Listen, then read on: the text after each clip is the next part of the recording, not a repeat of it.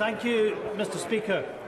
This week was supposed to be Operation Save Big Dog, but it's quickly become Operation Dog's Dinner.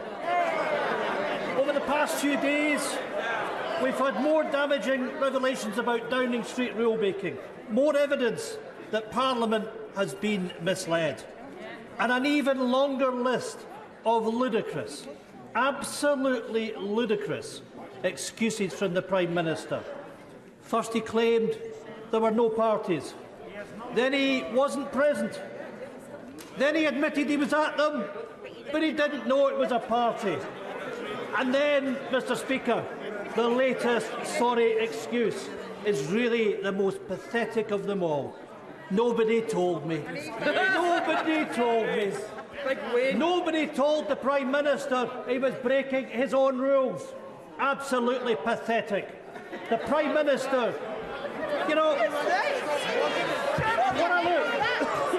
what a look. The Prime Minister laughing once again, laughing at the British public. The Prime Minister is taking the public for fools. Nobody believes him. Will the Prime Minister finally take responsibility? Resign. Go, Prime Minister.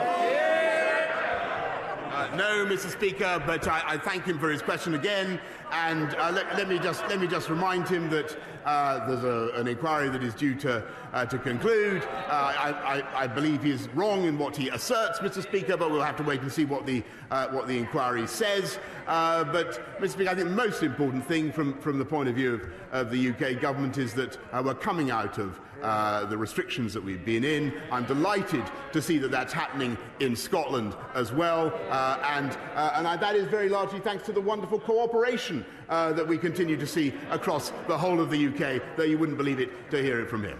Ian Blackford.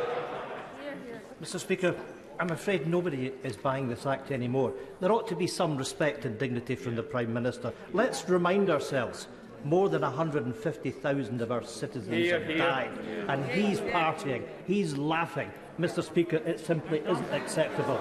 The fake contrition, the endless excuses, the empty promises that it will be different only if we give him one last chance.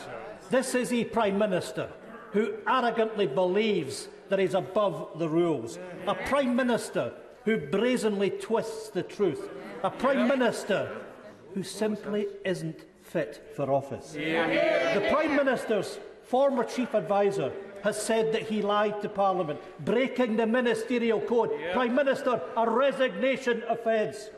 Public trust is hemorrhaging. With every day that passes, this Tory government loses even more credibility. When will the Tory MPs finally do the right thing? Show the Prime Minister the door. Mr. Speaker, I thank the right honourable gentleman, but I must say that I disagree with him, and I think that when you look at the levels of trust that the British people and people in Scotland, Wales, Northern Ireland, across the whole country have shown in government, that there is the single biggest index, Mr. Speaker, of that trust has been their willingness to come forward voluntarily, Mr. Speaker, unlike many other countries in the world, to get vaccinated on a scale not seen anywhere else in Europe.